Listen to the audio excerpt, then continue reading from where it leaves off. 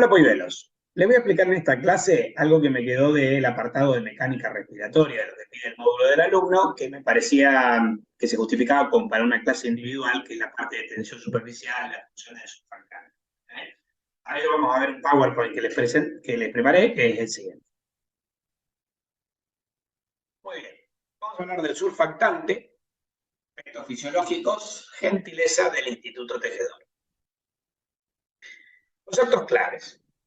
Hay que saber el concepto de tensión superficial, cómo es la tensión superficial en los pulmones, la ley de Laplace, las características del surfactante pulmonar, su composición química, quién lo sintetiza, desde cuándo se sintetiza, cómo se sintetiza, y después sus funciones, aspectos físicos y fisiológicos que tienen que ver con el surfactante pulmonar.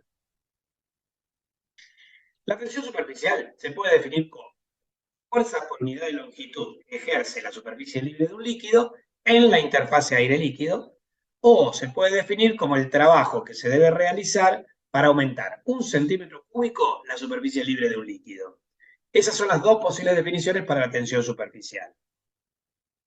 Yo tengo, por ejemplo, un recipiente que tiene un líquido, con moléculas, ¿no?, que se atraen entre sí. Supongamos moléculas de agua que establecen puentes de hidrógeno entre sí. Y acá tengo aire.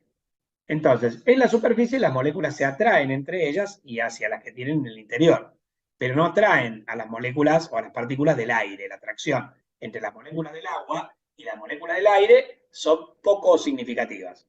En el interior, ¿sí?, la atracción de las moléculas de agua es en todas direcciones. Entonces, decíamos, las moléculas superficiales tienen mayor atracción hacia el líquido que hacia el gas. Las moléculas internas o profundas tienen igual atracción hacia todos lados.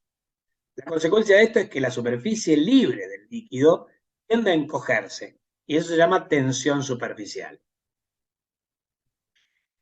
El concepto de presión transmural es importante porque después vamos a relacionar la presión, la tensión y el radio, según la ley de Laplace. La presión transmural es la diferencia entre la presión del lado interno y la presión del lado externo en la pared que rodea cierta estructura. En una esfera, por ejemplo, un alvéolo pulmonar, la presión transmural es la diferencia entre la presión entre ambas caras, la cóncava interior y la convexa exterior de la misma. Esta diferencia de presión da lugar a una fuerza hacia afuera sobre el alvéolo, la fuerza expansiva del alvéolo, que es la presión, e igual a la fuerza hacia adentro, que sería la tensión superficial, que tiende a encoger la burbuja alveolar. Una estructura que tenga dos radios diferentes, como un vaso sanguíneo, relaciones entre la presión transmural y la tensión de la pared se calculan como, primero, por definición, la presión transmural como presión del lado cóncavo menos presión del lado convexo.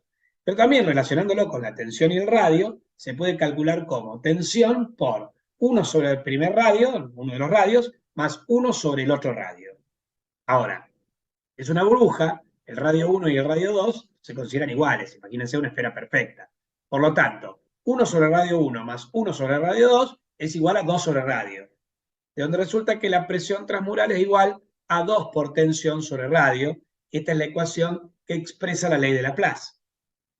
Precisamente, la ley de Laplace establece las relaciones proporcionales entre la presión, la tensión y el radio de una esfera, según la fórmula, presión por tensión superficial dividido radio, ejemplo del alvéolo. Pónganse que esto es un alvéolo. La presión interna genera una fuerza expansiva del alvéolo, la tensión superficial genera una fuerza que tiende a encoger el alvéolo, y el radio vendría a ser un rasgo constitutivo del alvéolo. Hay alvéolos de mayor y otros de menor radio.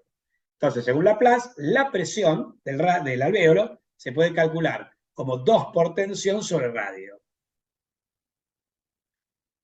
Así, la presión transmural es directamente proporcional a la tensión superficial.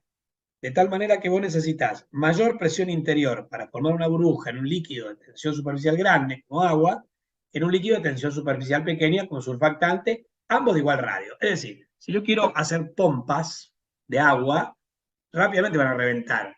Necesito mucha presión para expandir la burbuja de agua y revienta, porque el agua tiene mucha tensión superficial. Ahora, si yo le agrego jabón al agua, el agua jabonosa sí permite generar las pompas de jabón. ¿Por qué? Porque como la sustancia jabonosa disminuye la tensión superficial, esto hace que la presión requerida para expandirla sea menor.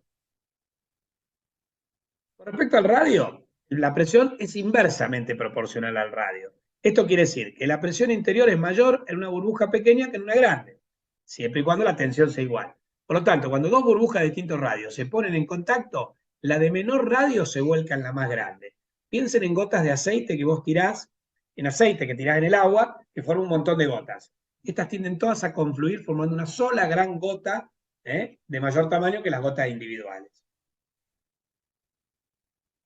Bueno, aplicado al alvéolo pulmonar.